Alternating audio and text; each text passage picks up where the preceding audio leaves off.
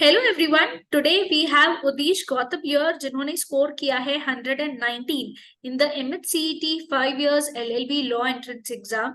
Congratulations Udish, आपको कैसा लग रहा है इतना अच्छा स्कोर करने के बाद? Thank you, ma'am, for interviewing me. That was a very pleasure moment for all of us, and I congratulate myself and you too for this great achievement of mine. Congratulations Sudesh, we are very happy and proud of you. जैसे आपके parents को भी एक proud moment लगा होगा आपका इतना अच्छा स्कोर देखने के बाद।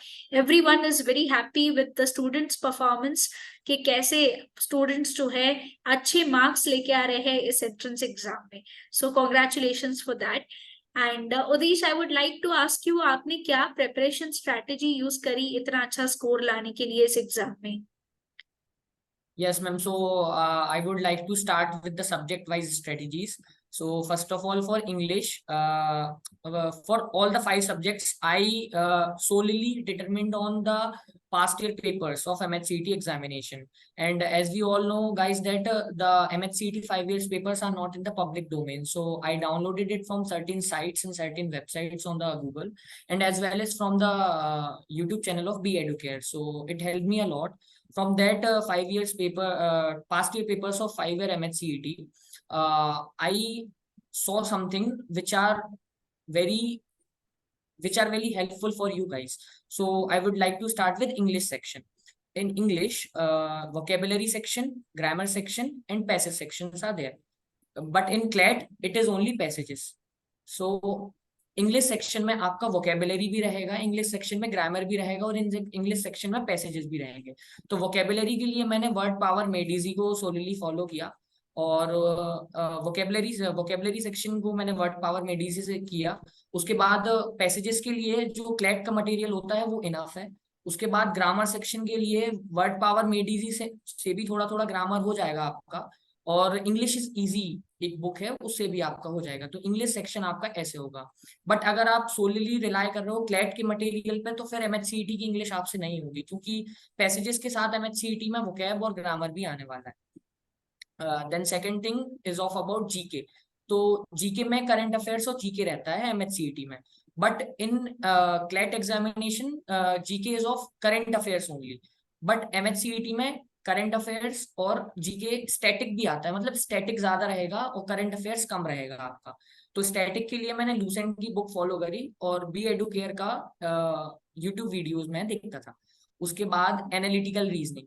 तो एनालिटिकल रीजनिंग सिर्फ एमएचसीईटी और ओलिट्स में आती है, अदर लॉ एंट्रेंस टेस्ट।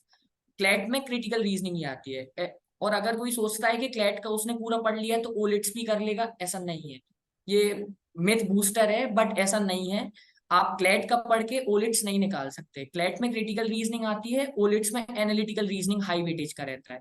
तो एनालिटिकल रीजनिंग के लिए मैंने चेतानंद सिंह की एनालिटिकल रीजनिंग बुक फॉलो करी, तो वहां से आपका एनालिटिकल रीजनिंग कवर हो जाएगा।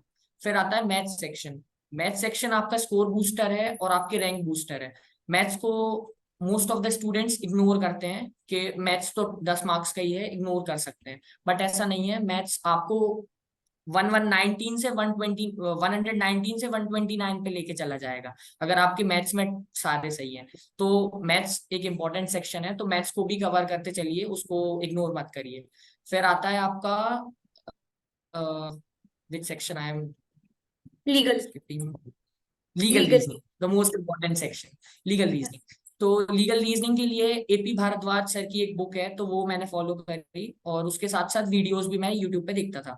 तो उससे आपका लीगल हो जाएगा। लीगल में फर्स्ट ऑफ ऑल एक चीज होती है, जो क्लैट में पैसेजेस आते हैं यहाँ पे लीगल में वो नहीं आते। लीगल में constitutional law, mostly constitutional law आता है, तो वन लाइनर के क्वेश्चन आपके लीगल में बहुत आएंगे। तो आपको वो सारा सब कुछ कवर करके चलना पड़ेगा। तो लीगल का वैसा है, आपको वैसे cover. Great. Okay. So very good, Udish. You have shared very important tips and sources with the future law aspirants. And I think this will be really helpful for them. And plus आपने उसको compare भी किया है with the other law entrance exam कि कैसे MHCET के entrance exam preparation की strategy अलग होती है compared to that of the other law entrance examinations which are conducted in India. So very good point you have pointed out. And अब Udish, I would like to ask कि आप कौन से college के लिए अब एम कर रहे हो? So, ma'am, I'm aiming for GLC Mumbai and ILS Pune. Let's see what happens. But I'm aiming for these two colleges only. Okay fine. Udish, law करने का ये डिसीजन जो है आपने क्यों लिया?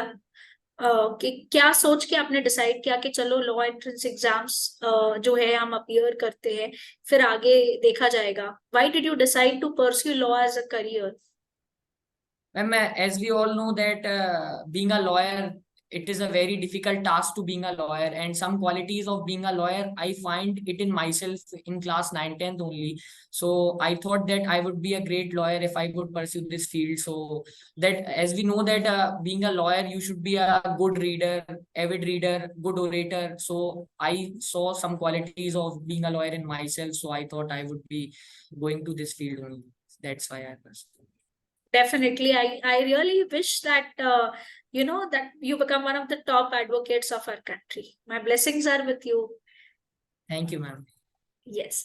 Okay, Udish. Any tips would you like to share with the future law aspirants that they should keep these things in mind while preparing for the MHCT law entrance exam?